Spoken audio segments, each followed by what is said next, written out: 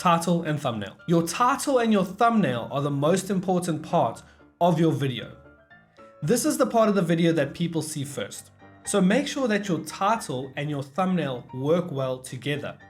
That means that your thumbnail is going to be clear and stand out from the crowd.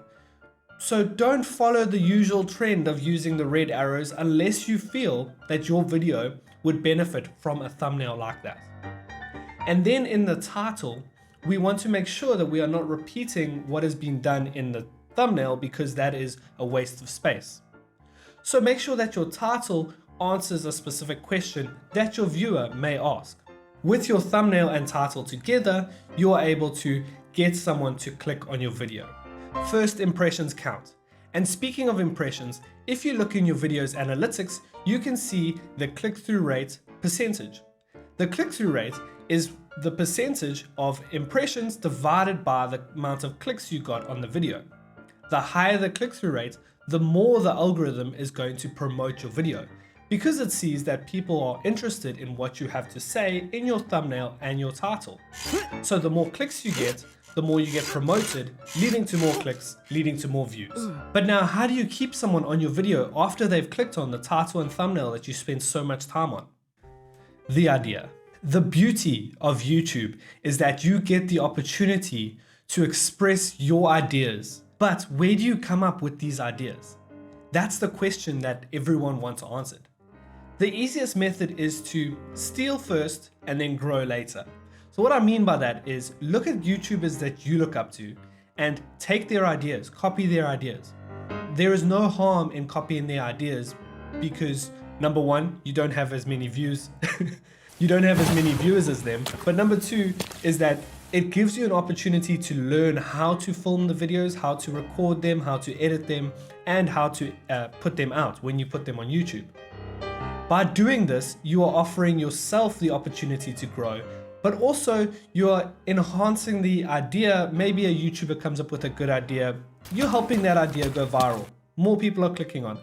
Speaking of going viral, what you can do is copy a viral trend. Once again, you may not get millions of views like the people at the top who are doing this, but it is a learning experience. So coming up with the idea would be a great starting point in order for you to go viral. Now, here's a tip just for you. Go onto something like ChatGPT or Gemini and ask for a list of ideas in your niche.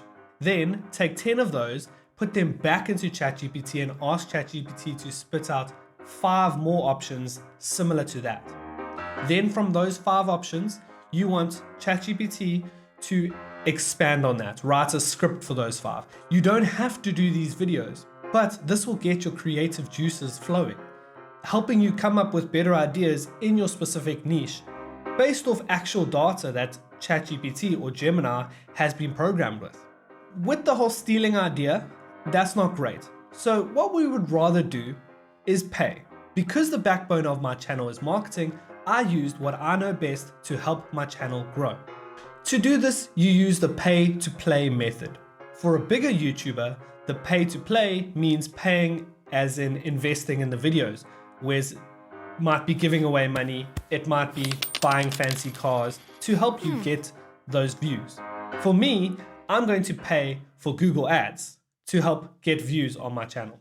So the first thing you want to do is log into your Google Ads account, create one if you haven't got one yet, and then start a new campaign. The first question is, what is your objective? Now, what we want to do is get YouTube views, and that's not really any of the options here. So in the last option, it says create a campaign without goal guidance. We can select that. And this will give us an option to select the campaign type. We want to select video. Now, Google gives us a bunch of options here. The first one being video views. Then we have reach, target frequency, non-skippable reach. So these are all different options that can help improve your website's performance. But in this case, we want to get YouTube views.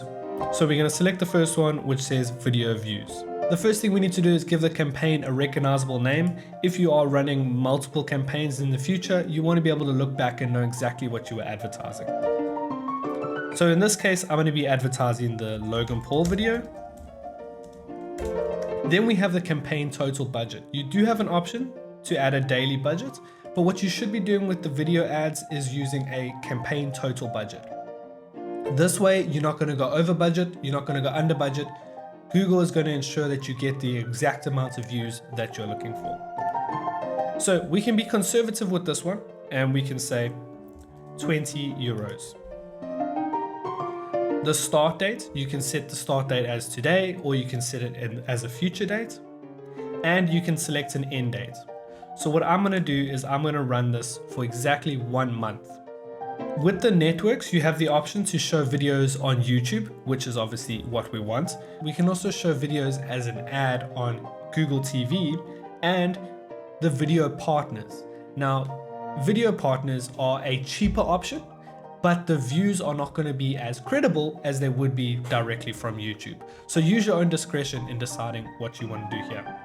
Then we have target locations. Now, if you select all countries and territories, what's going to happen is it's going to show your ads in the cheapest place possible to get you the most views possible. If you're showing ads across Europe, you might get an audience that can relate with you depending on the niche that you're in. Whereas if you show ads in America, you might get a different audience. So what I would advise is choosing specific locations just so that you have control over it. So go in and enter as many locations as possible that you think your ads should show up. With the language, you want to select the language that your video is in.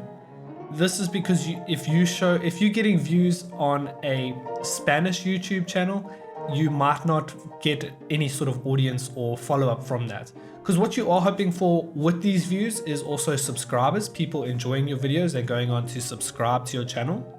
So choose the one that is in your language of the video. You have the option to add in related videos. What this will do is allow you to add in videos that are similar to your video. So if there is a specific trend that you're following and you want to get views for that trend, you add in that video here, and then YouTube knows, okay, well, these are the type of videos where this ad would work well. You do not have to put related videos, but it might be better for targeting purposes. You then need to select an ad group name, follow the same theme as the campaign name. You want to be as descriptive as possible with this. Now, here's where we get into the details to ensure that our ads are reaching the correct audience so that our views can be credible and we can have people actually follow on to our channel, subscribe, and watch more videos in the future. So to do this, we can select the specific demographic as well as an audience segment. So the audience segment will give you options based on what your channel is about. But if you haven't run ads before, you won't have any options, so you will need to go through the browse section. Here's where you can select people based on who they are. So this will be things like their parental status, marital status, education, and so on. You can select their interests and habits, so what are they interested in? This will be great for the niche, selecting the niche that your video is in. And what are they actively researching? So if you're selling products, this would be a great way to get more sales because you can target the people that are searching for your specific product. Because we're looking for views, you might say people, in my case, advertising, people that are looking for advertising help. That might be an in-market audience that I can select. You then have the option to also add keywords, topics, and placements. Personally, I wouldn't add anything here to start with. We want to get as many views as possible. So don't add anything here to restrict the amount of views that you're going to get because you've already restricted it by location, by language, and now by your audience type. So you don't need to add any keywords, topics, or placements. But what you can do is if you want to target specific keywords, you can add them in and the same for the others. But please, this goes for all ads on Google. Do not run keywords, topics, and placements together. It will be too restrictive. You will not get any views on your ad. So just choose one of them and target that one. Now it's time to create your video ad. So simply just put in the URL for your video. So I've got the video up here. Now it does say videos longer than 3 minutes don't usually perform as well. So that's obvious because people don't want to sit through video ads, but we only need people to watch 30 seconds in order for the views to count. So it's okay.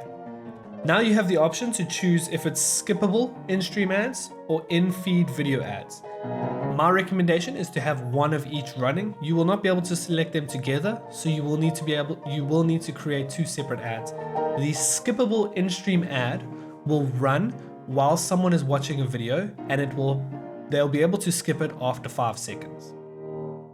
The in-feed video ad will show up as a thumbnail, so it will promote your thumbnail and title on the feed page. So when someone's browsing, when someone is searching for videos on YouTube, you will show up just as a normal video, but it will say sponsored. And then when someone clicks on it, they'll be able to watch it like a normal video. So for them, it will feel more authentic, but for you, you've essentially paid for that to reach them. So have one of each to get the most out of it. If you do have to put in a final URL, you can simply put in your channel as a URL, and then what they will do is when they click on it, it'll take them to your channel. Rather take them directly to your video section than the homepage, if your homepage isn't set up correctly for that. And then the last thing you have to do is choose your maximum cost per view. So this is the most amount you're willing to pay per view. It does give you recommendations, so you can improve your campaign's potential reach by using a bid of 5 cents in my case. So then I'll say, okay, that's great. The most I'm willing to pay per view is 5 cents. Realistically, you're gonna pay around 0.1%, 1 cent. So for 1,000 views is gonna be around about €2. On the right-hand side, you will have a weekly estimated performance. So this is how many views you're gonna get per week, as well as the impressions. So by tweaking your audience slightly, you can improve these numbers and obviously increasing your budget if you have more budget available. Then you can simply click on create campaign and your campaign is live. So now you know how to get views on YouTube. Go ahead and give it a try. But if you enjoyed this video or found it helpful at all, please leave a like, leave a comment, and subscribe so that you don't miss any future videos. Thanks so much for watching. Goodbye.